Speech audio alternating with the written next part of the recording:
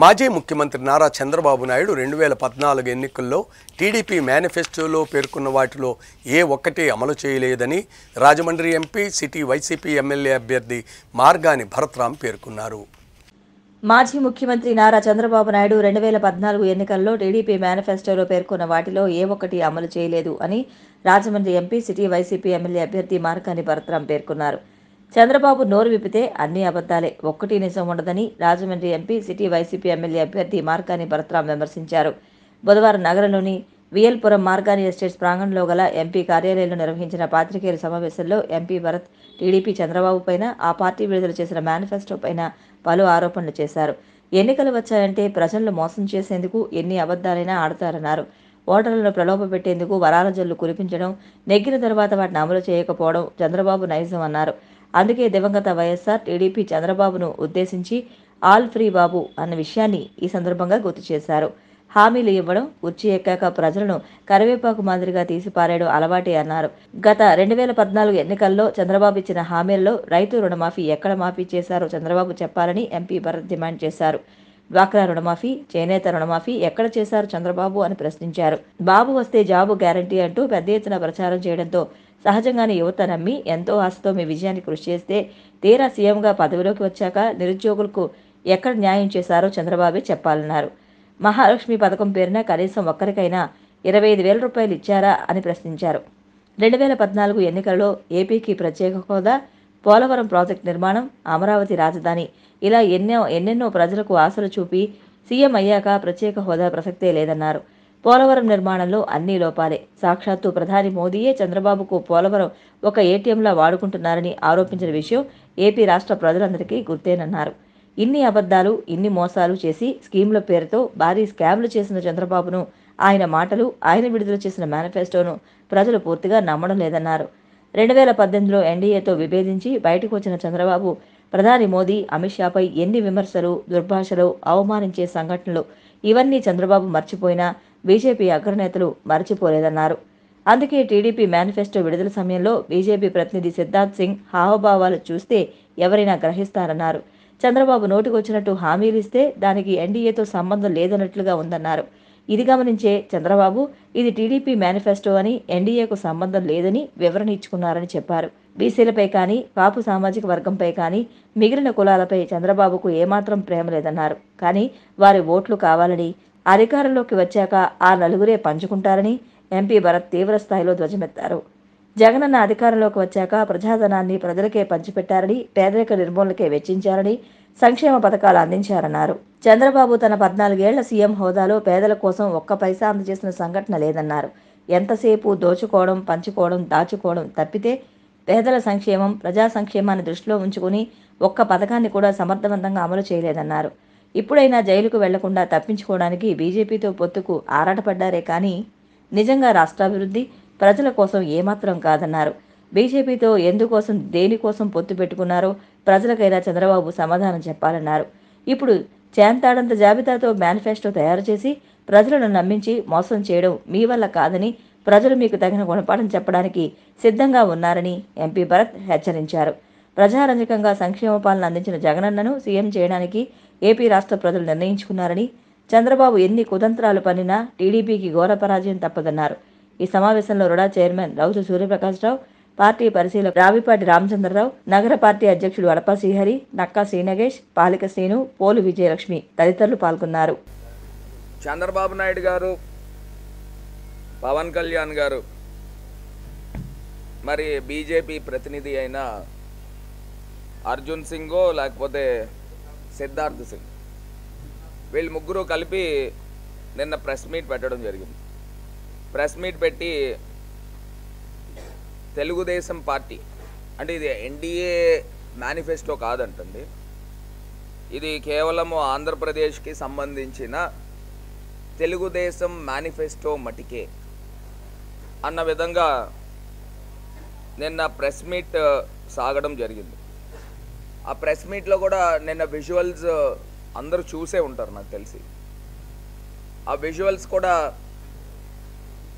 ఏ రకంగా ఉన్నాయి, బీజేపీ ఎంత రిలక్టెంట్గా ఉంది. ఆయన పాపం సిద్ధార్థ్ సింగ్ అన్న అతనికి అర్థం కావట్లేదు. వీళ్ళు మేనిఫెస్టో పట్టుకుంటే మాకంటుకుపోద్దా? వీళ్ళు మేనిఫెస్టో పెడితే ఈ చంద్రబాబు నాయుడు నోటుకొచ్చిన హామీలు ఇచ్చాడు. అతని పేరే ఆల్ ఫ్రీ బాబు. దివంగత నేత రాజశేఖర్ రెడ్డి గారు ఆ రోజే చెప్పారు, బాబు నీ పేరు చంద్రబాబు కాదు, నీ పేరు ఆల్ ఫ్రీ బాబు అని. సేమ్ అదే తరహాలో దేశంలో ఎక్కడా లేనంత విధంగా ఆయన హామీలు ఇచ్చుకుంటూనే పోతున్నాడు. ఇతనికంటూ స్వతహాగా ఈ చంద్రబాబు నాయుడు గారికి స్వతహాగా ఒక్క ఆలోచన కూడా ఉండదు. పక్కనోడిది కాపీ కొడదాం, కిందనేమో దక్షిణాన కర్ణాటకలో ఇచ్చిన మేనిఫెస్టోని కాపీ కొట్టారు. వాళ్ళు ఏదో సూపర్ 6 అంటే ఈయన సూపర్ 6. ఎందుకంటే ఈ ఆల్ ఫ్రీ బాబు మొత్తం అన్ని చోట్ల తిరిగిస్తాడు. దేశంలో ఎన్ని రాజకీయ పార్టీలు ఉంటాయో అన్ని రాజకీయ పార్టీలతో కూడా పొత్తు పెట్టుకున్న మహాగణుడు ఈ నారా చంద్రబాబు నాయుడు గారు. మరి ఆల్ ఫ్రీ బాబు గారి గురించి మరి నిన్న వీడియోలో కూడా నాకు నిజంగా అంటే మీడియా అందరూ చూసేశారు అనుకోండి, కానీ ఇప్పుడు చూపించడం కూడా వేస్టే.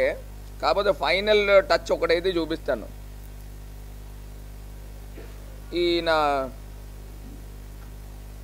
ఇదిగోండి ఒక్కసారి ఆయన హావభావాలు చూడండి. ఈ తెలుగుదేశం పార్టీ వాళ్ళు పట్టుకుంటే వద్దులే వద్దులే అని చెప్పేసి ఇలా పక్కకి వెళ్ళిపోయాడు. ఈయన ముఖం చూడండి, చంద్రబాబు నాయుడు గారి ముఖం, ఆయనకి మైండ్ పోతూ ఉంది. మళ్ళీ ఒక్కసారి చూడండి. సో ఈ రకంగా పరిస్థితులు ఉన్నాయి అని అంటే బీజేపీ ఈ చంద్రబాబు నాయుడు గారిని ఎట్టి పరిస్థితుల్లో కూడా నమ్మట్లేదు అనేది క్లియర్గా అర్థమవుతుంది.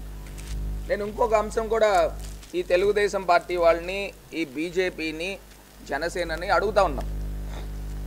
2014లో ఇదే కూటమి కదా, ఇదే కూటమి ఎలక్షన్కి వెళ్ళారు.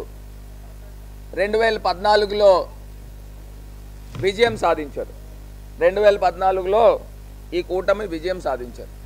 సాధించి ఆంధ్రప్రదేశ్ రాష్ట్రానికి ఏమి న్యాయం చేశారు అని సూటిగా ప్రశ్నిస్తూ ఉన్నా. Direct question to mister Chandrababu Naidu గారు, సూటిగా ప్రశ్నిస్తున్నా. ఇవాళ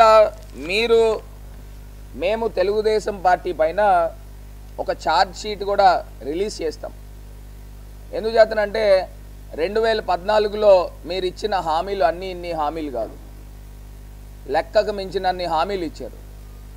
ఆ హామీలు ఇచ్చినవి ఏది నిలబెట్టుకున్నారు అని ఇవాళ నేను ప్రశ్నిస్తూ ఉన్నా. ఇవాళ ఇదే చంద్రబాబు నాయుడు గారు ఇప్పుడు బోల్డన్ని హామీలు ఇచ్చారు. గతంలో మీరు 2014లో ఇచ్చిన హామీల్ని ఏమి నిలబెట్టుకున్నారు? రైతు రుణమాఫీ అని చెప్పారు, నిలబెట్టుకున్నారా? చేనేత రుణమాఫీ అని చెప్పారు, నిలబెట్టుకున్నారా? డ్వాక్రా రుణమాఫీ అన్నారు, నిలబెట్టుకున్నారా? ఇప్పుడు 3 సిలిండర్లు చెప్తున్నాడు, అప్పుడే ఫ్రీ సిలిండర్ అని చెప్పాడు, నిలబెట్టుకున్నాడా? మహాలక్ష్మి పథకం ద్వారా 25,000 30,000 డబ్బులు వేస్తానని చెప్పాడు. ఒకళ్ళు పుడితే 25,000, ఇద్దరు పుడితే 50,000, ముగ్గురు పుడితే 75,000 అని నోటుకొచ్చిన ఏదో వేలంపాటలో మాట్లాడతారు చూసారా, ఆ టైప్లో కూడా ఈ మధ్య కూడా మాట్లాడాడు. జగనన్న అమ్మఒడి కిందన 15,000 నుంచి 17,000 చేస్తే ఒక్కళ్ళు పుడితే 15, ఇద్దరు అయితే 30, ముగ్గురు అయితే 45. ఈ లోకేష్ కూడా మాట్లాడాడు. ఆ లోకేష్ చంద్రబాబు నాయుడు సోషల్ మీడియాలో విపరీతమైన వైరల్ అవుతుంది. ఆ వీడియో కూడా ఒక్కసారి చూపిస్తాను. నిజంగా మీడియా మిత్రులందరికీ కూడా ఇక్కడ నవ్వు రాకపోతే నన్ను అడగండి. వీళ్ళు మాట్లాడిన మాటలు అంటే ఎట్లాగానంటే ఈ లోకేష్ అనే ప్రబుద్ధుడు తెలుగుదేశం పార్టీ కంట భావితరాలకి ముఖ్యమంత్రి అభ్యర్థి అంట తెలుగుదేశం పార్టీ. మరి ఈ భావితరాలకి ముఖ్యమంత్రి అభ్యర్థి ఏ రకంగా మాట్లాడాడో ఒక్కసారి చూద్దామండి.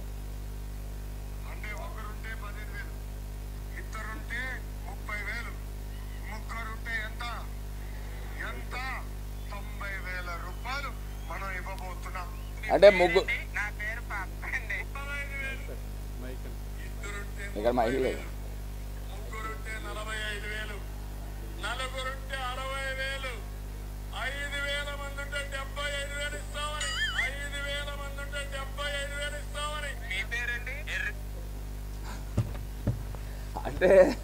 అంటే ఇంకా అది మీ సోషల్ మీడియాలో ఇంకా కొంచెం మీమ్స్ యాడ్ చేసి పెట్టారు, కానీ మనం ప్రెస్ మీట్లో అది చూపించడం అంత కరెక్ట్ కాదు కాబట్టి చూపిలే. పోనీ చంద్రబాబు నాయుడు గారు అనుకోండి, పోనీ ఆయనకి వయసు అయిపోయింది, దగ్గర దగ్గర 80 పడతా ఉన్నాడు, 80 సంవత్సరాలు. పోనీ ఆయనకి వయసు అయిపోయింది, పోనీ ఆయన పక్కకు తీసేయండి. ఈ లోకేష్కి ఏమైందండి?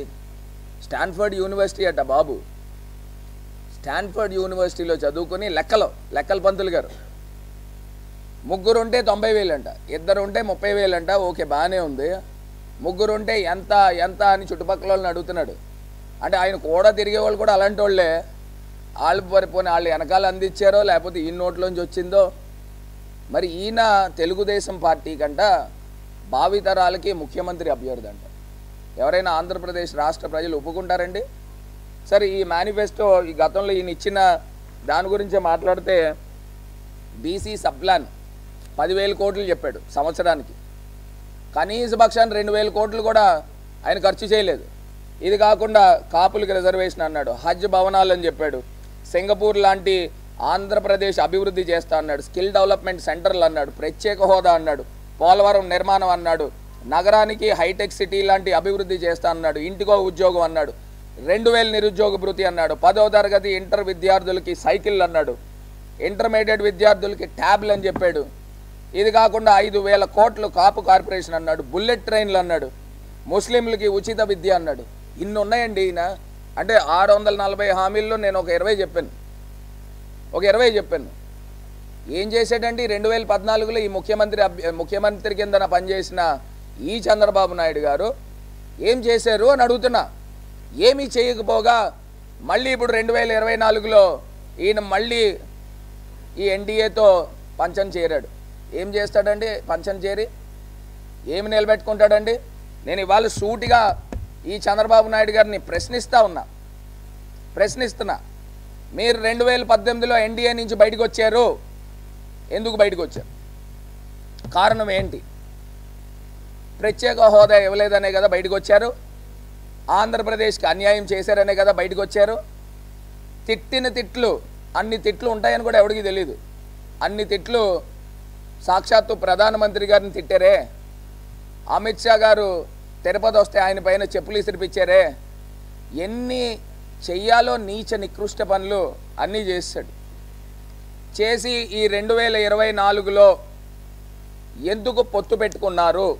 ఇది ఆంధ్రప్రదేశ్ రాష్ట్ర ప్రజలకి తెలియపరచాల్సిన అవసరము ఈ నారా చంద్రబాబు నాయుడు గారి పైన ఉంది అని ఇవాళ నేను సూటిగా ప్రశ్నిస్తా ఉన్నా. రాజమండ్రి 7వ వార్డులో పలువురు వైసీపీలో చేరారు. రాజమండ్రి 7వ వార్డులో పలువురు వైసీపీలో చేరారు.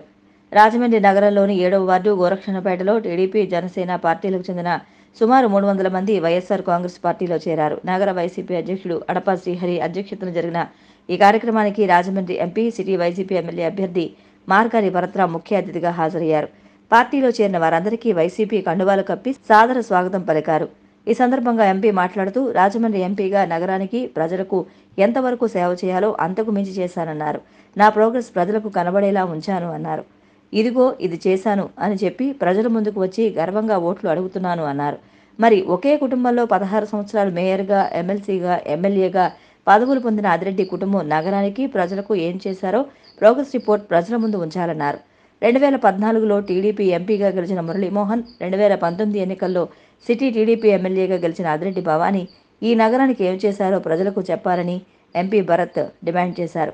కేవలం మీ సొంత వ్యాపారాలు, వడ్డీ వ్యాపారాలు, చీట్ల వ్యాపారాలు అభివృద్ధి చేసుకునేందుకు రాజకీయాలను, అధికారాన్ని ఉపయోగించుకుందామంటే ప్రజలు అమాయకులు కాదన్నారు. ఎక్కడికక్కడ నిలదీస్తారన్నారు. టీడీపీ వల్ల నగరానికి కానీ, ప్రజలకు కానీ ఒరిగిందేమీ లేదన్నారు.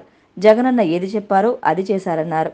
చంద్రబాబు అబద్ధమని, జగనన్న నిజం అని, అబద్ధం నిజం ఈ రెండిటిలో మీ ఓటు ఎవరికనేది మీ అంతరాత్మను ప్రశ్నిస్తే సమాధానం దొరుకుతుందన్నారు. ఓటు అనే వజ్రాయుధంతో మోసగాళ్ల ఆటకు చెక్ పెట్టి అభివృద్ధి ఆగకుండా మరింత వేగంగా ముందుకు వెళ్లేలా ప్రజలు ఓటుతో అభివృద్ధికి మద్దతు ఇవ్వాలని ఎంపీ భరత్ పిలుపునిచ్చారు. ఈ కార్యక్రమంలో టీడీపీ, జనసేనకు చెందిన సుంకర బుజ్జి, బుద్దాల కుమార్, బూరా రాజేష్, జి భానుప్రకాష్, పల్లంకుల రాజు, వారి అనుచరగణం అధిక సంఖ్యలో పాల్గొని ఎంపీ భరత్ కు తమ సంపూర్ణ మద్దతు తెలిపారు. 3 సంవత్సరాలు కరోనాతో పోయింది, అవునా కదా? ఈ 2 సంవత్సరాలు ఇంత మార్పులు తీసుకొచ్చామే, ఇంత చెయ్యొచ్చు అని ఆ తెలుగుదేశం పార్టీ వాళ్ళకి చెప్తా ఉన్నా. అరే బాబు, మీరు ఇన్ని సంవత్సరాలు పదవులు చేశారు కదా, ఒక మేయర్గా, ఎమ్మెల్సీగా, ఎమ్మెల్యేగా ఊరికి ఏం చేశారు నాయన అని అడిగితే తెల్లముఖం వేసుకుని చూస్తా ఉన్నారు. దానికి సమాధానం చెప్పరు. నేను ఎంపీగా మీరు అవకాశం ఇచ్చారు, ఎంపీగా నేను పనిచేశా, నా ప్రోగ్రెస్ కార్డ్ ఇది అని నేను ఎదురుగుండా పెడతా ఉన్నామ్మా, మీ ఎదురుగుండా పెడతా ఉన్నా.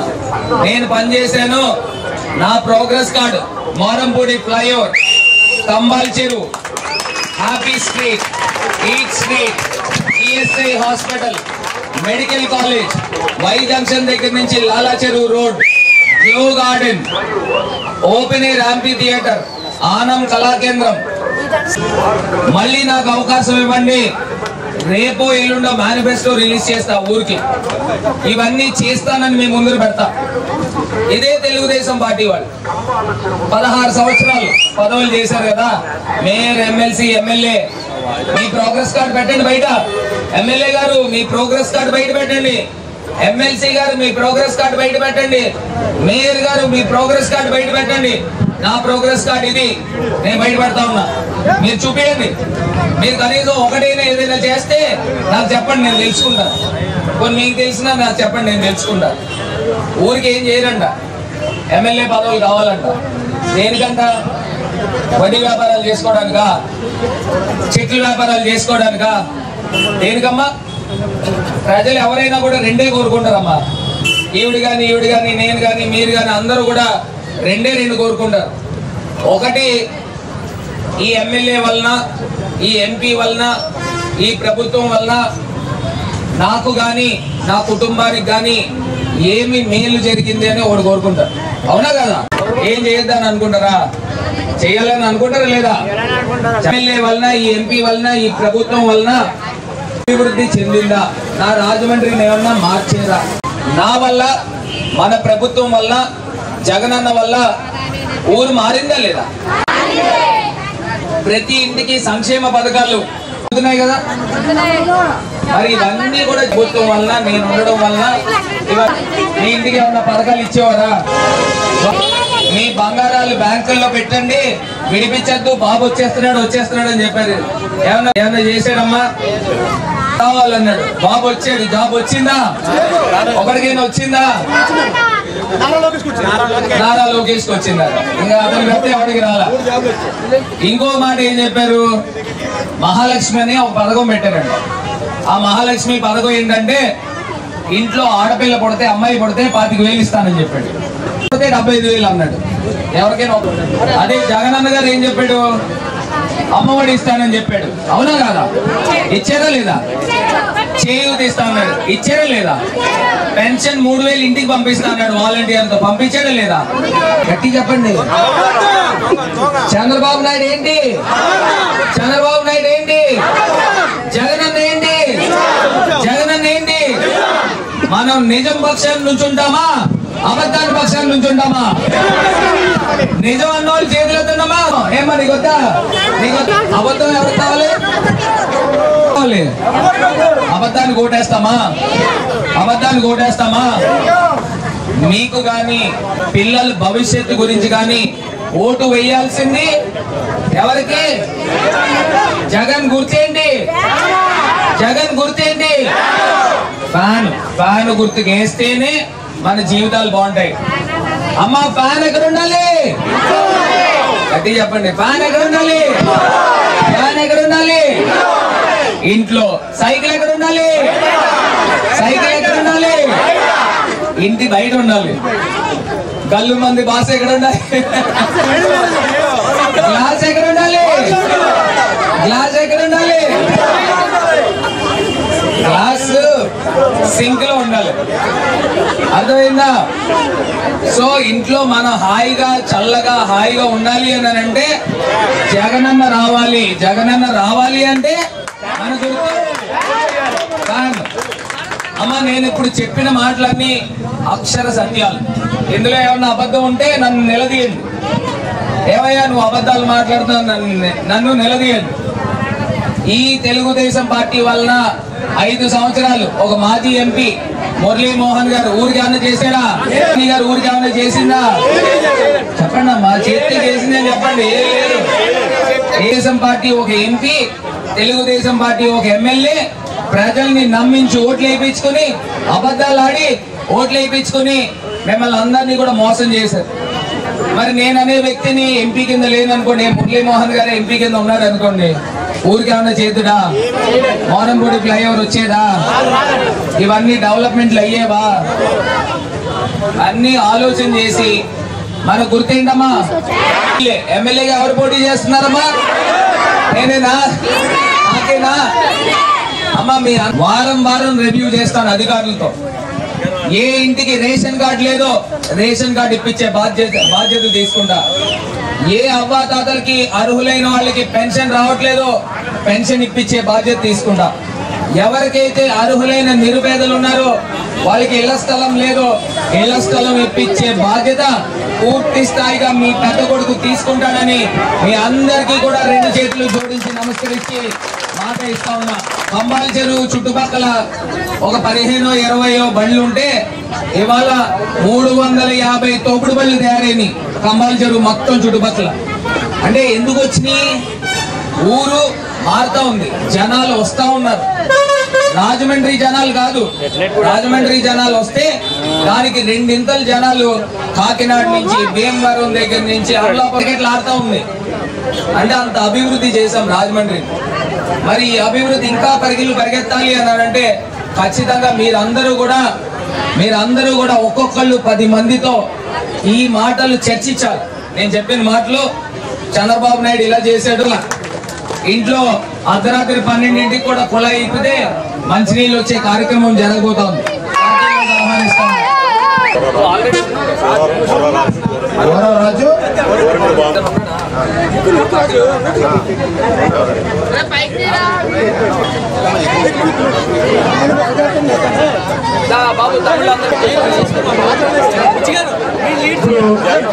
జనసేన నుంచి వచ్చినటువంటి యువకులకు పగిలిపోయింది. అక్కడ గ్లాస్ కింద వచ్చారు, చల్లగా ఉంటుంది. ఇంకా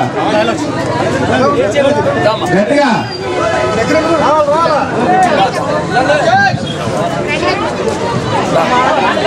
అలాగే వాటి నుంచి కూడా మరి లేడీస్ కూడా చాలా బాధ్యతలు జాయిన్ అవుతున్నారు.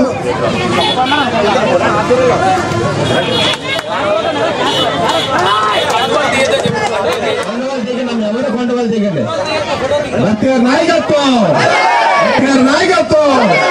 జై జగన్, జై జగన్. భక్తి గారి నాయకత్వం, కాబోయే ఎమ్మెల్యే భక్తి గారి నాయకత్వం, జై జగన్, జై జగన్. కాబోయే మినిస్టర్ అంట మా ఊరు కంపల్సరీ అయిపోయింది. అమ్మా ఎలా తిరగండి అమ్మా. నాయకత్వం, నాయకత్వం. దాని గుర్తు 3వ నెంబర్ వచ్చింది. ఎంత?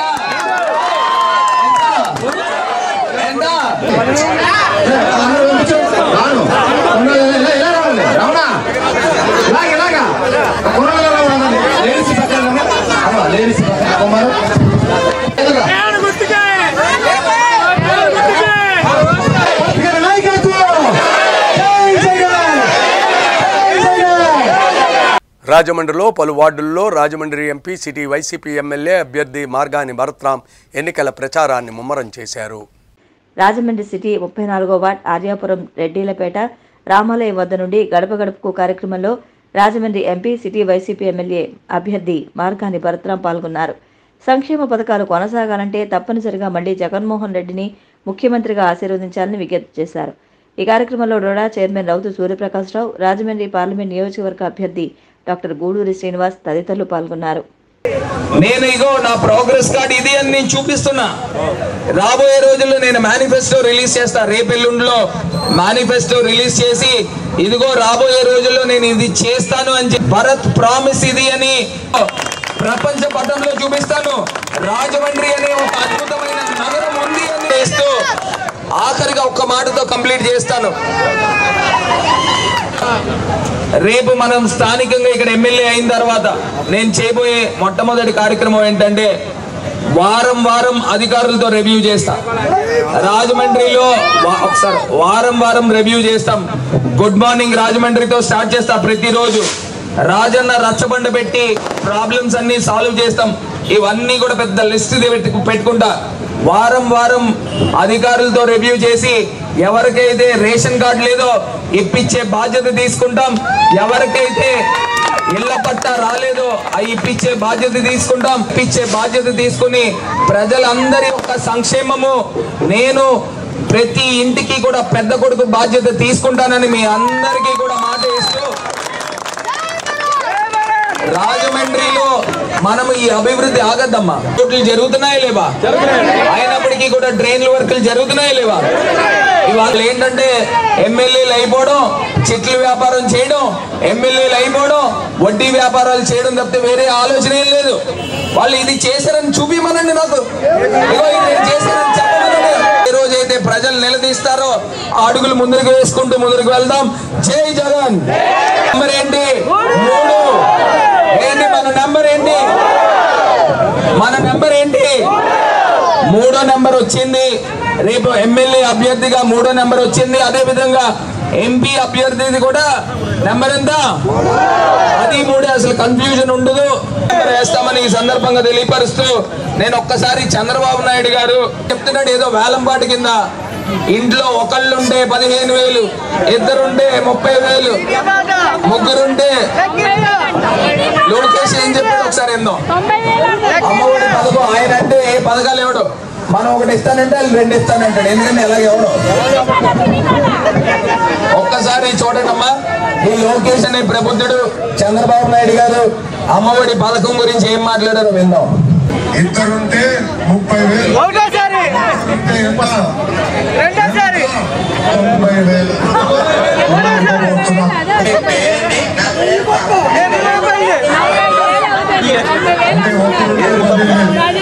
ఒకసారి 30,000, ముగ్గురుంటే ఎంత? 90,000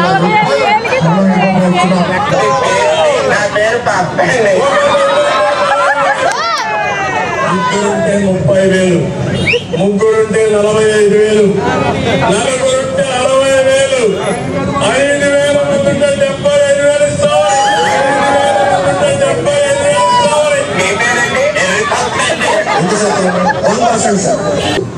ఇప్పుడు తెలుగుదేశం పార్టీలో వాళ్ళ భావితరాలు ముఖ్యమంత్రి అభ్యర్థి ఎవరండి? ఎవరో లోకేష్. మరి లోకేష్ చేతిలో ఆంధ్రప్రదేశ్ రాష్ట్రాన్ని పెడతామా? ఒకరికంటే 15 అంట, 15,000 అంటే, ఇద్దరుంటే 30,000 అంట, ముగ్గురుంటే ఎంత ఎంత అని పక్కన వాళ్ళు అడుగుతున్నాడు. ఆ పక్కన వాళ్ళు అడిగితే వాళ్ళు ఎవరు చెప్పట్లేదు. ఈయనే లెక్కలేసి 90,000 అని చెప్పేస్తున్నాడు. ఇలాంటి వాళ్ళు మనకి ముఖ్యమంత్రులు అయితే ఆంధ్రప్రదేశ్ పరిస్థితులు ఏ రకంగా ఉంటుందమ్మా? ఇవన్నీ కూడా మనం దృష్టిలో పెట్టుకుందాం. మనకి రాబోయే రోజుల్లో అన్ని రకాలుగా మంచి చేసేది వైఎస్ఆర్ కాంగ్రెస్ పార్టీ. జగనన్న గారు ముఖ్యమంత్రి అయితేనే ఇవన్నీ జరుగుతాయని మీ అందరికీ కూడా తెలియపరుస్తూ మన గుర్తేంటి?